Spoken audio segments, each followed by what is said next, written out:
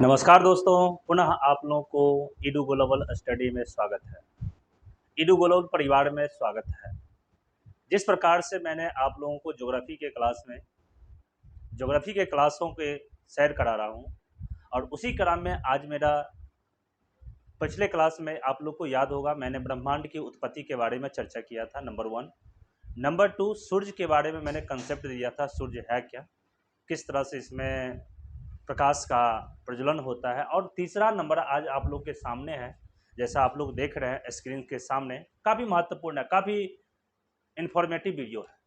नाम है सौरमंडल, सोलर सिस्टम। Solar system. आज आप लोग वीडियो को स्किप मत कीजिएगा, पूरे का पूरे वीडियो को देखिए, बहुत इन्फॉर्मेटिव है। आइए सबसे पहले हम लोग बात करेंगे सौरमंडल। नाम सुने होंगे, सोलर सिस्टम हम लोग के लिए काफ़ी महत्वपूर्ण है। हम लोग जो इसी सोलर सिस्टम में कहीं ना कहीं एग्जिस्टेंस करते हैं। देखिए ये पृथ्वी जो देख रहे हैं, यही हम लोग यहीं पे हैं पूरे सौरमंडल में। तो आज हम लोग सौरमंडल का चर्चा करेंगे, काफ़ी महत्वपूर्ण बातों की चर्चा करेंगे। तो देखिए इस सौरमंडल का सबसे यहाँ पर सौरमंडल है, ये सूर्य है, और सूर्य के बगल में ग्रह है बुध, शुक्र, पृथ्वी, मंगल, बृहस्पति, शनि, अरुण, वरुण और प्लेटो। यहाँ एक प्लेटो ग्रह देख रहे हैं, ये वास्तविक में वर्तमान में, यहाँ हम इसके बारे में आप लोग को लिख देते हैं। वर्तमान में सौरमंडल का तो भाग है, लेकिन यह ग्रह नहीं है, याद रखेंगे इस सौरमंडल के बारे में। तो लिखेंगे प्लेटो को 2006 में ग्रह की दर्जा को समाप्त कर दिया गया। ग्रह का दर्जा समाप्त कर दिया गया। तो वर्तमान में याद रखिएगा, समाप्त कर दिया। तो याद रखिएगा, पूछा गया कभी कभी से, बताइए प्लेटो को ग्रह का दर्जा कब समाप्त किया गया? तो 2006 में। यहाँ पर एक बात को याद रखिएगा, हम लिख दिए हैं, आप लोग भी कॉपी में लिखते जाइएगा। प्लेटो को 2006 से पहले प्लेटो एक ग्रह था, और हमारे सौरमंडल में कुल 9 ग्रह था। लेकिन वर्तमान की स्थिति बात करें, अगस्त 2025 की बात करें, तो हमारे सौरमंडल में मात्र 8 ग्रह है। इस 8 ग्रह का नाम है बुध, शुक्र, पृथ्वी, मंगल, बृहस्पति, शनि, अरुण एंड वरुण। लेकिन 2006 की बात है, 2005 की बात है, 4 की बात है, उस समय हमारे सौरमंडल में कुल 9 ग्रह हुआ करता था। आइए आगे चलते हैं। तो हम आज सौरमंडल के बारे में बताएंगे। तो सौरमंडल किसे कहते हैं? तो देखिए सबसे पहले सूर्य प्लस ग्रह प्लस उपग्रह प्लस क्षुद्र ग्रह एवं अन्य पिंड के समूह को सौरमंडल कहते हैं। सौरमंडल कहते हैं। वेरी वेरी इंपॉर्टेंट पॉइंट है, याद रखेंगे आप। पूछा जाएगा सौरमंडल किसे कहते हैं, तो ये सूर्य हो गया मेरा, ये जितने भी है ग्रह हो गया, और सभी ग्रह के पास अपना एक छोटा छोटा उपग्रह है। जैसे मान लीजिए शनि के पास ढेर सारा उपग्रह है, जो ग्रह का चक्कर लगाता है उसे उपग्रह कहते हैं। इसके पास भी अपना उपग्रह है, जो सूर्य की परिक्रमा करती है, सॉरी ग्रह की परिक्रमा करते हैं, उसे उपग्रह कहते हैं। और जो ग्रह या जो पिंड सूर्य की परिक्रमा करती है, उसके पास अपना गुरुत्वाकर्षण बल होती है, उसके पास अपना एक कक्षा ऑर्बिट होती है, उसे ग्रह कहा जाता है। कभी कभी पूछ देगा, बताइए ग्रह होने का क्या कंसेप्ट है, क्या इसके पास अपना पॉइंट होनी चाहिए? तो कहेंगे एक ऐसा पिंड, सब लिखते जाइए, जो बोल रहे हैं उसको समझिए। एक ऐसा पिंड जिसके पास अपना सूर्य का खुद का स्वयं का गुरुत्वाकर्षण हो, खुद का अपना एक ऑर्बिट हो, कक्षा हो, और ये सूर्य की परिक्रमा करता हो। ये 3 कंडीशन जिस पिंड के पास हो जाए, वही पिंड हमारा ग्रह कहलाएगा। एक समय हुआ प्लेटो, इसके पास खुद गुरुत्वाकर्षण बल है, सूर्य की भी परिक्रमा करती है, लेकिन यह क्या करता था, प्लेटो दूसरे के ऑर्बिट में जाके कोलाइड्स कर जाता था, इंटरफेयर कर जाता था, दूसरे के ऑर्बिट में चला जाता था। इसलिए यह क्या हुआ, ग्रह की जितने भी कंडीशन होता है उसने फुलफिल नहीं किया, इसलिए प्लेटो को 2006 में ग्रह का दर्जा को समाप्त कर दिया गया। बातें समझ में आ गई होगी। तो वर्तमान तक तो एक बात याद रखिएगा, नंबर 1 पॉइंट ये समझ में आ गया, ये सभी के समूह को हम लोग क्या कहते हैं, सौरमंडल कहते हैं। दूसरा पॉइंट आप ये भी याद रखेंगे, ग्रह वह पिंड जिसके पास स्वयं का गुरुत्वाकर्षण सूर्य की परिक्रमा एवं स्वयं का कक्षा मतलब ऑर्बिट हो उसे ग्रह कहा जाता है। याद रखेंगे। तो ग्रह भी समझ में आ गया और सौरमंडल दोनों को नोट कर लीजिए। इसको हम मिटा रहे हैं, पहले 1 मिनट इसका स्क्रीनशॉट लीजिए और ज़रूर लिखिए, हम आगे बढ़ते हैं। तो हमारे विचार से सौरमंडल समझ में आ गया और ग्रह समझ में आ गया। दूसरा पॉइंट लिख लीजिएगा, उपग्रह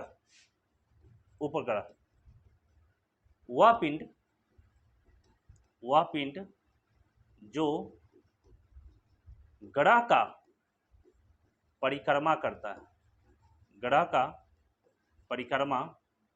करती है उसे उपग्रह कहते हैं। ये भी आपका इंपॉर्टेंट पॉइंट है, दोनों को आप नोट कर लीजिएगा। ये हो गया कंडीशन उपग्रह का और ये जो है हो गया ग्रह का।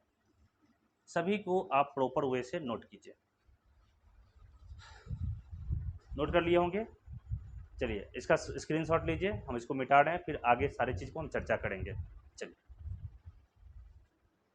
तो हमारे पास अभी 3 चीज़ों का आपके पास ज्ञान हुआ। सौरमंडल किसे कहते हैं, उपग्रह किसे कहते हैं, अवग्रह किसे कहते हैं। आइए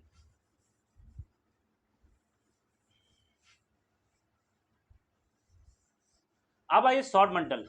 याद रखेंगे, ये सौरमंडल जो है इसमें कभी कभी पूछा जाता है सौरमंडल में कुल कितने ग्रह हैं।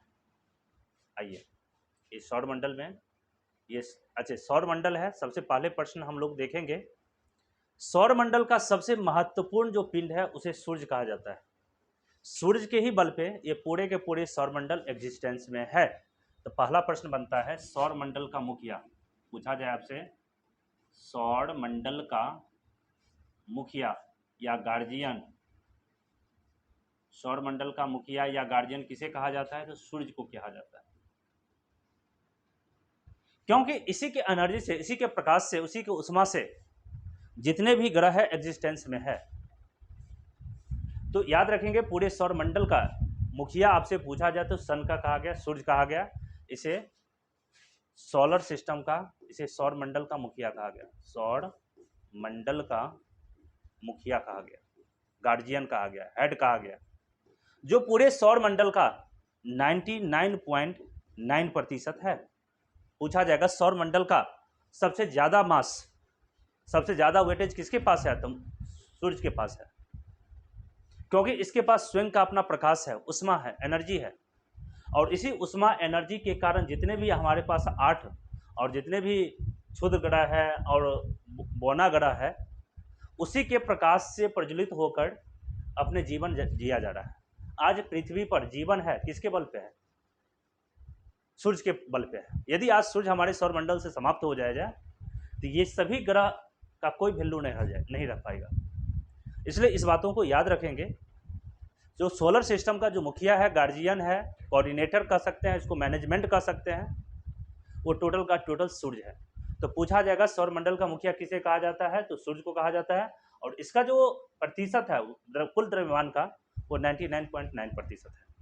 आगे चलते हैं। नंबर 1 क्वेश्चन समझ में आ गया। नंबर 2 क्वेश्चन, सौरमंडल में कुल ग्रह की बात पूछा जाए आपसे, बताइए हमारे सौरमंडल में कुल कितने ग्रह हैं, तो कहिएगा 8। ये 8 ग्रह का हम लोग क्या करेंगे, क्रम के हिसाब से समझेंगे। ये 8 ग्रह जो है वो कौन कौन है, सभी को देखिए। तो ये 8 ग्रह है हमारे सौरमंडल में सबसे सिस्टमैटिक ढंग से। तो दूरी के, एक मिनट, दूरी के हिसाब से क्रम, दूरी के हिसाब से क्रम की बात पूछा जाए तो याद रखेंगे नंबर 1 की बात करेंगे तो बुध है, पूछा जाएगा सूर्य के सबसे नजदीक ग्रह नंबर 1। नंबर 2 बुध के बाद दूसरा जो ग्रह है सौरमंडल में सूर्य के बाद वो है आपका शुक्र, शुक्र है। तीसरा जो ग्रह है वो शुक्र के बाद पृथ्वी है, तीसरा जो ग्रह है वो पृथ्वी है। चौथा यदि पूछा जाए तो मंगल है। पांचवा की बात किया जाए तो बृहस्पति है। 6 नंबर की बात किया जाए तो शनि है। 7 नंबर में अरुण है और 8 नंबर में वरुण है। एक सिस्टमैटिक ढंग से आप लोग को याद होना चाहिए क्रम, यानी सूर्य से पूछा जाएगा सूर्य से क्रम बताइए, से सबसे नजदीक कौन है तो सबसे नजदीक बुध है। दूसरा सबसे नजदीक कौन है सूर्य का तो शुक्र है। तो हम लोग दूरी के हिसाब से, सूर्य के दूरी के हिसाब से आपको 8 ग्रह का आप याद करना होगा। सभी बच्चे थोड़ा इस चीज़ को याद करिए, बताइए कौन को होगा। पहले सूर्य के सबसे नज़दीक ग्रह कौन होगा, बुध होगा। सूर्य के दूसरा सबसे नज़दीक होगा तो बुध के बाद शुक्र होगा, शुक्र के बाद पृथ्वी होगा, पृथ्वी के बाद मंगल होगा, मंगल के बाद 5वां स्थान पर बृहस्पति होगा, 6ठा शनि होगा, 7वां अरुण होगा और 8वां वरुण होगा। और सबसे लास्ट में जो था वो प्लूटो था, तो इसको तो दर्जा ही खत्म कर दिया 2006 में। तो वर्तमान में जो 8 ग्रह है इस 8 ग्रह को सिस्टमैटिक ढंग से हम लोग देखेंगे। तो यहां से क्वेश्चन बनेगा दूरी के हिसाब से बताइए क्रम, दूरी के हिसाब से क्रम किससे तो सूर्य से, सूर्य से। तो आपसे एक क्वेश्चन बन गया, बताइए सूर्य के सबसे नजदीक ग्रह कौन है। सूर्य के सबसे नजदीक ग्रह पूछा जाएगा, सूर्य के सबसे नजदीक ग्रह कौन है तो आप याद रखिएगा बुध है। इसके बाद शुक्र जो है सेकंड स्थान पे है, सेकंड स्थान पे है। और इसका कुछ उपनाम है, शुक्र को उसे सुबह या शाम का तारा भी कहा जाता है, सुबह या शाम का तारा कहा जाता है। और इसे पृथ्वी का बहन भी कहा जाता है, जुड़वा बहन भी कहा गया है शुक्र को। तो एक बात और लिख लेंगे लास्ट में, पृथ्वी का जुड़वा बहन, जुड़वा बहन भी कहा जाता है। डिटेल्स जब हम शुक्र को पढ़ेंगे तो काफ़ी चीज़ का चर्चा हम लोग करेंगे, मगर इतना अभी समझ जाइए 3 बातें। ये शुक्र को सूर्य से सेकंड स्थान पे है, पहली स्थान पर बुध है, दूसरी स्थान पर शुक्र है। शुक्र को सुबह या शाम का तारा कहा गया और ये पृथ्वी का जुड़वा बहन भी कहा गया, कहीं कहीं किताब में रहता है ये पृथ्वी का भागिनी भी कहा गया है। और ये शुक्र जो है पूरे सौरमंडल का सबसे चमकीला ग्रह है, याद रखेंगे। ये शुक्र के बारे में एक बात और याद रखिएगा, सौरमंडल का सबसे चमकीला ग्रह, सौरमंडल का सबसे चमकीला, पूछा जाए आपसे सौरमंडल का सबसे चमकीला ग्रह कौन है तो कहिएगा शुक्र। अब इसके बाद आइए अगला पॉइंट जो है पृथ्वी के बारे में कहेंगे। तो हम जानते हैं पूरे सौरमंडल में जीवन कहाँ पाया जाता है। सबसे पहले ये थर्ड स्थान पे है, थर्ड स्थान पे है, याद रखेंगे किस स्थान पे है, थर्ड स्थान पे है। नंबर 1 बुध, नंबर 2 शुक्र, नंबर 3 पृथ्वी। पूरे सौरमंडल पे जिस प्रकार से शुक्र को पूरे सौरमंडल का सबसे चमकीला ग्रह बोला गया, उसी प्रकार से याद रखेंगे पूरे सौरमंडल में एकमात्र ग्रह है जहां जीवन पाया जाता है। तो यहां पृथ्वी के बारे में बताएंगे। पूरे सौरमंडल में, पूरे सौरमंडल में एकमात्र ग्रह है जहां जीवन पाई जाती है, ये बात याद रखेंगे। इसे एक बात और याद रखेंगे, पृथ्वी को, एक मिनट, पृथ्वी को नीला ग्रह का भी कहा गया, ब्लू प्लैनेट भी कहा गया। नीला, पृथ्वी को नीला ग्रह कहा गया है, पृथ्वी को नीला ग्रह कहा गया। क्यों? क्योंकि पृथ्वी पर लगभग आपको 71% वाटर है, पृथ्वी पर 71% वाटर है। और जब इसको अंतरिक्ष से देखेंगे, अंतरिक्ष से देखने के बाद वह ब्लू नज़र आता है। तो वो सब लिखते जाइएगा, ऐसे हम काफ़ी अगले क्लास में ही अब पृथ्वी के बारे में हम समझाएंगे पृथ्वी होता क्या है,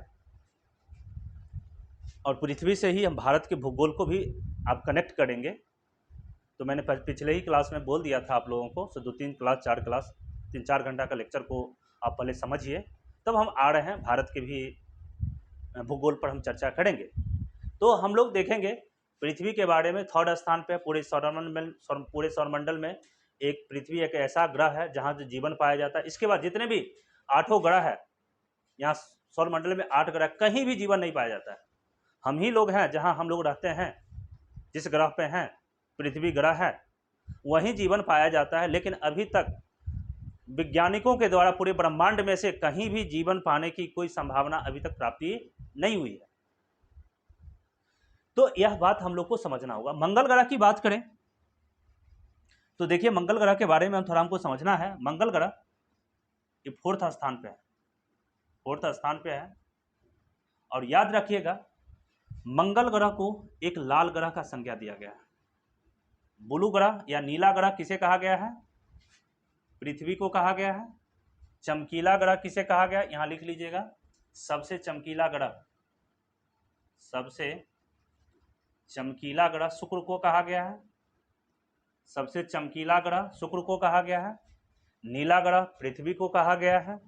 और लाल ग्रह मंगल ग्रह को कहा गया है। लाल ग्रह, लाल ग्रह मंगल को कहा गया है, क्योंकि वहां पे आयरन ऑक्साइड की अधिकता के कारण, आयरन ऑक्साइड पूछा जाएगा, आयरन ऑक्साइड की अधिकता बहुत ज़्यादा है।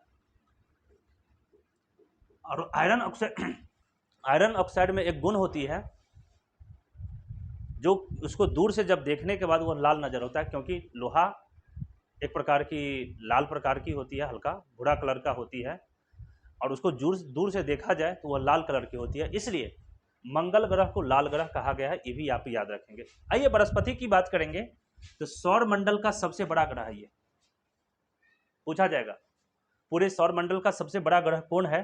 तो आप आंख बंद करके कहिएगा सर बृहस्पति ग्रह है। तो आकार की दृष्टि से, आकार की दृष्टि से सबसे बड़ा ग्रह, सबसे बड़ा ग्रह, और इसे दूसरा नाम पीला ग्रह भी कहा गया है, याद रखिएगा। इसे पीला ग्रह कहा गया, किसे? बृहस्पति ग्रह को।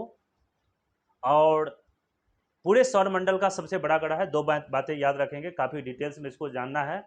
बृहस्पति ग्रह को लघु सोलर सिस्टम भी कहा गया है, इसे लघु सौरमंडल भी कहा गया, इसे लघु सौरमंडल कहा गया।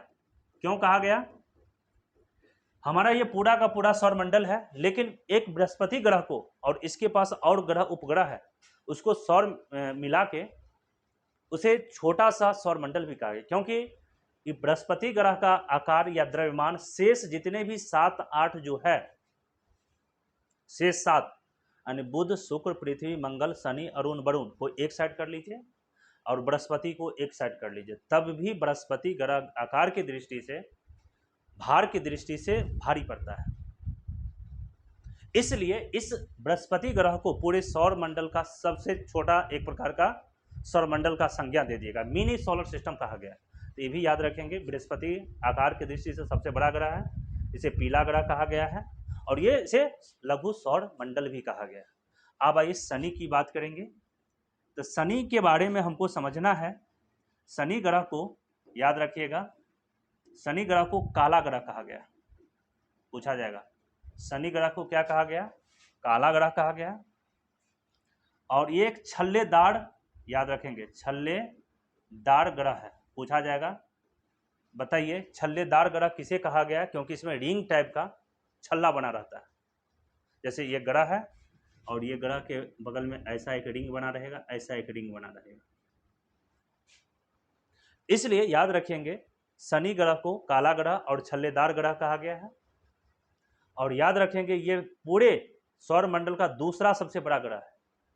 ये जो है याद रखेंगे शुक्र जो है दूसरा सबसे छोटा ग्रह है, ये दूसरा सबसे बड़ा ग्रह है।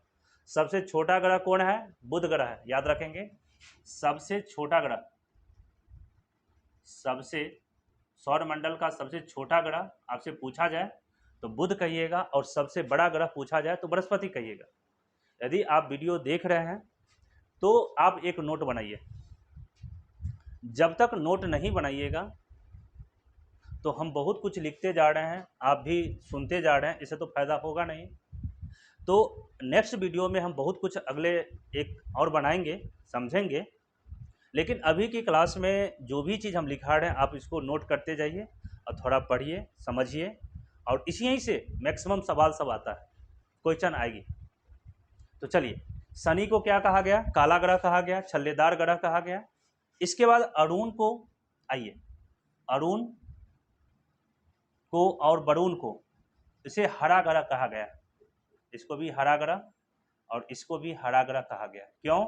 क्योंकि यहाँ मीथेन की बहुत अधिकता है, मीथेन की अधिकता के कारण, अधिकता के कारण। और ये सौर मंडल का सबसे अंतिम ग्रह है। कौन सा? वरुण ग्रह। तो सौर मंडल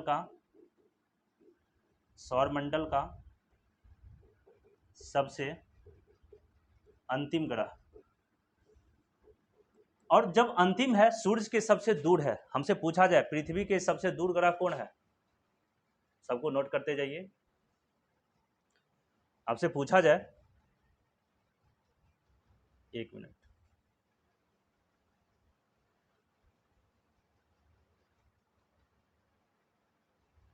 ये सूर्य से सबसे दूर ग्रह, आपसे पूछा जाए सूर्य से सबसे दूर ग्रह कौन है तो कहिएगा वरुण ग्रह है। और दूर होने के कारण इसके पास सूर्य का प्रकाश ऊर्जा बहुत कम पहुंचती है, इसलिए सौर मंडल का सबसे ठंडा ग्रह है। सौर मंडल का सबसे गर्म ग्रह की बात पूछा जाए तो आप क्या कहेंगे? सौर मंडल का सबसे गर्म ग्रह पूछा जाए तो वह है शुक्र ग्रह। ये भी याद रखेंगे। यहाँ पर हम लोग लिखे हैं कि नहीं लिखे हैं, तो याद रख लेंगे। यहाँ पे शुक्र सौर मंडल का सबसे गर्म ग्रह है। वहीं पूरे सौर मंडल का सबसे ठंडा ग्रह की बात किया जाए हमसे तो कहिएगा सर वरुण है। ये सौर मंडल का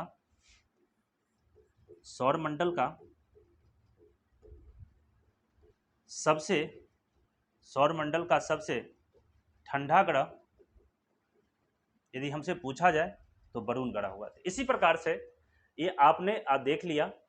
सो दूरी के हिसाब से कुल 8 ग्रह है, बुध, शुक्र, पृथ्वी, मंगल, बृहस्पति, शनि, अरुण और वरुण। और इसके बारे में मैंने कुछ बातें आपको बताया, लेकिन 5 मिनट और कुछ अभी समझिए। चलिए आगे बढ़ते हैं। इसका स्क्रीनशॉट लीजिए, कापी में सभी को उतारिए, और काफ़ी डिटेल्स में हम अभी इंट्रोडक्शन समझिए सौरमंडल का है। हम लोग आगे चल के काफ़ी बुध के बारे में 10 पॉइंट बताएंगे, शुक्र के बारे में 10 पॉइंट बताएंगे, इसके घूर्णन काल कितना होता है, परिक्रमण काल कितना होता है, इसका तापांतर कितना होता है, वहाँ की इसकी विशेषता, एक एक ग्रह के बारे में हम चर्चा करेंगे। लेकिन अभी इतना बातें याद रख लीजिए, काफ़ी है, फिर हम आगे डिटेल्स करेंगे। तो आशा करते हैं आप इसको सभी को उतार लिए होंगे कापी में। हम आगे बढ़ते हैं। चलिए इसका स्क्रीनशॉट लीजिए। चलिए आइए, इसके बारे में अभी कुछ हमको और जानना है। देखिए दोस्तों, यहाँ पर देखिए सौरमंडल है हमारा, इसका मुखिया सूर्य है, और ये जितने भी ग्रह हैं सूर्य की परिक्रमा करती है। एक भी ग्रह ऐसा नहीं है जो स्थिर है, ये जितने भी ग्रह देख रहे हैं सूर्य की परिक्रमा करती हैं। तो लिखेंगे नेक्स्ट पॉइंट।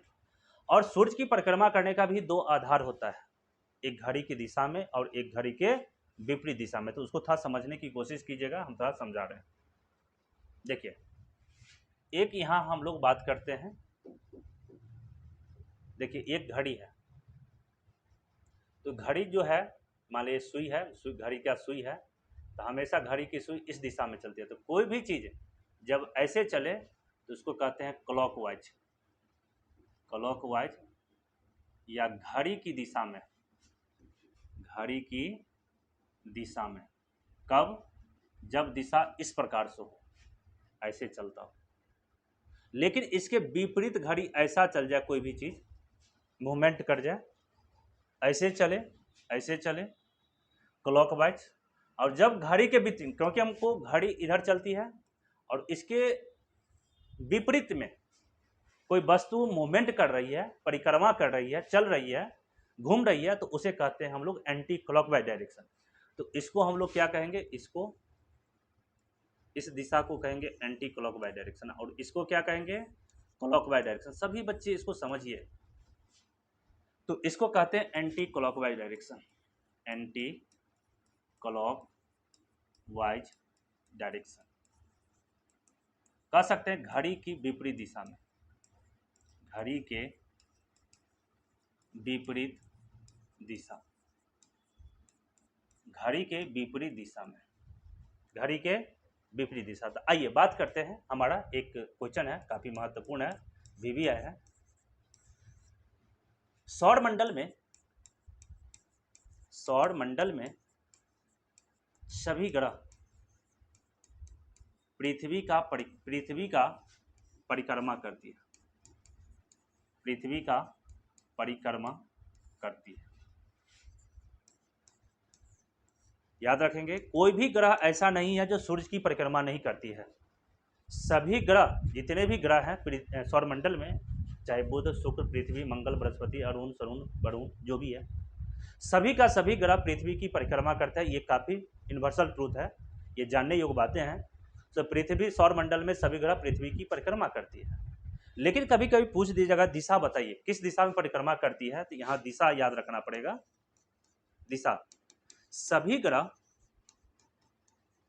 सूर्य की परिक्रमा, सूर्य की परिक्रमा,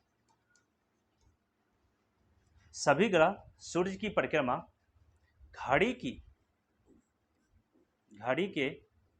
विपरीत दिशा, याद रखेंगे, घड़ी के विपरीत दिशा, anti clockwise direction, anti clockwise direction. तो सभी ग्रह सूर्य की परिक्रमा घड़ी के विपरीत दिशा में करती है, बहुत कम महत्वपूर्ण है, याद रखेंगे। अब किसी बच्चे के दिमाग में ये पढ़ा होगा, सर हम सुने हैं सो दो ग्रह है ऐसा, जो एक है शुक्र और एक है अरुण, जो घड़ी के दिशा में मूवमेंट करती है, या पूरब से पश्चिम की ओर करती है। तो ये अपने घूर्णन गति, ये जो है, ये परिक्रमा का मतलब इसकी परिक्रमा, तो सभी का सभी सूर्य के इस दिशा में परिक्रमा करती है। लेकिन सभी ग्रह अपने अक्ष पर भी परिक्रमा करती है। तो सभी ग्रह के पास दो गति है, घूर्णन गति और परिक्रमण गति। तो सभी जो हमारा यहाँ पर ग्रह है वो परिक्रमा एक ही दिशा में करती है, दो दिशा में कभी नहीं करता है। सभी ग्रह हैं, सूर्य की परिक्रमा एक दिशा में करती है और उस दिशा का नाम है घड़ी के विपरीत दिशा या एंटी क्लॉकवाइज डायरेक्शन। लेकिन कुछ हमारे सौर मंडल में कुछ ऐसे ग्रह हैं जो अपने अक्ष पर, कुछ दो ग्रह हैं, खास करके दो ग्रह हैं जो अपने अक्ष पे अन्य ग्रह के तुलना में विपरीत दिशा में घूमती है, उसकी भी हम चर्चा करेंगे। लेकिन आप ये बातें हमको लगता है आशा करे होंगे, समझ गए होंगे। एक घड़ी की दिशा क्या होती है और दूसरा क्या होता है घड़ी की विपरीत दिशा। जो वस्तु घड़ी की दिशा में घूमती है, चक्कर लगाते, उसे कहते हैं क्लॉकवाइज डायरेक्शन, घड़ी की दिशा में। और जो कोई भी वस्तु घड़ी जिस दिशा में चल रही है उसके विपरीत दिशा में मूवमेंट कर रही है, घूम रही है, चक्कर लगा रही है, उसे कहते हैं घड़ी की विपरीत दिशा, या इंग्लिश में कहेंगे तो एंटी क्लॉकवाइज डायरेक्शन। तो हमारा जो जितने भी यहाँ पर ग्रह हैं वो सभी ग्रह सूर्य के विपरीत दिशा में, घड़ी के विपरीत दिशा में मूवमेंट कर रही है, एंटी क्लॉकवाइज डायरेक्शन में। तो ये बातें काफी महत्वपूर्ण है। सौर मंडल का सभी ग्रह सूर्य के विपरीत दिशा में एंटी क्लॉकवाइज डायरेक्शन में मूवमेंट करती है। हमारी बातों को कॉपी में लिख लीजिए, या ये चीज जो लिखी हुई है उसको भी लिख लीजिए। चलिए आगे चलते हैं, 2 मिनट के बाद इसको स्क्रीनशॉट लीजिए और इसको मैं मिटा रहा हूं, अभी इस पर और कुछ बातें करनी है। चलिए, तो हमको क्लॉकवाइज समझ में आ गया, एंटी क्लॉकवाइज डायरेक्शन समझ में आ गया, घड़ी की दिशा क्या होती है, और जितने भी ग्रह हैं वो घड़ी के विपरीत दिशा में सूर्य की परिक्रमा करती है। अब आइए अगला बात हमको समझना है, ये 1 मिनट, एक बात और समझना है। ये टोटल जो ग्रह हैं वो 8 ग्रह हैं। 1 minute,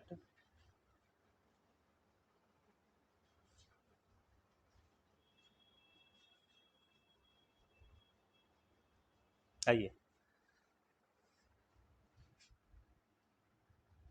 very very important point है। सौर मंडल का लिखेंगे, सौर मंडल में कुल 8 ग्रह हैं। सब बच्चे जानते हैं सौर मंडल में कुल 8 ग्रह हैं, जिसमें से 6 ग्रह, जिसमें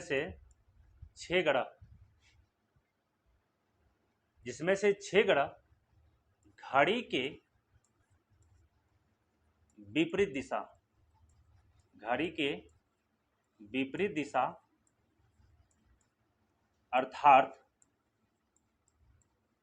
अर्थात पश्चिम से पूरब की ओर अपने अक्ष पर घूर्णन, परिक्रमण नहीं, घूर्णन मतलब रोटेशन, ये था रेवोल्यूशन, परिक्रमण। ये आप अपने अक्ष पर, जिस तरह से ये देखिए बुध है, ये अपने अक्ष पर भी घूमती है, क्योंकि सभी ग्रह के पास अपने पास 2 गति है, घूर्णन गति और परिक्रमण गति। जब हम पृथ्वी को पढ़ेंगे तो काफ़ी डिटेल्स में बात करेंगे, इसके पास घूर्णन गति होती है, परिक्रमण गति होती है, किस तरह से घूम रही है, उसको अगले क्लास में हम देखेंगे। लेकिन अभी दिमाग में ये सेटअप कर लीजिए, जो जितने भी 8 ग्रह है सभी के पास अपने पास परिक्रमण गति है और घूर्णन गति भी है। और परिक्रमण गति या घूर्णन गति होने के कारण जितने भी परिक्रमण गति है सभी ग्रह का एक समान है, सब घड़ी के विपरीत दिशा में मूवमेंट करती है। लेकिन अब हम घूर्णन गति की बात करें, रोटेशनल मोशन की जब बात करें, तो उसमें मात्र 6 ग्रह ऐसा है जो घड़ी की विपरीत दिशा में अर्थात पश्चिम से पूरब की ओर अपने अक्ष पर घूर्णन करती है।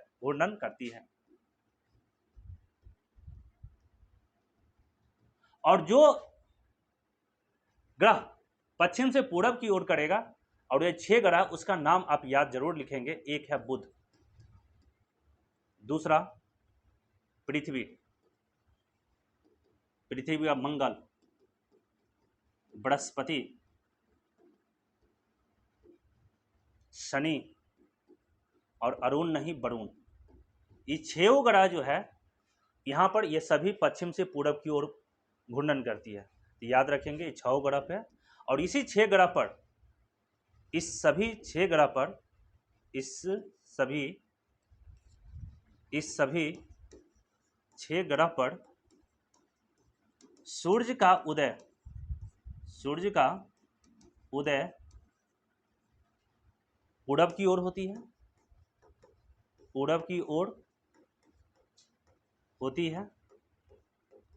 और सूर्यास्त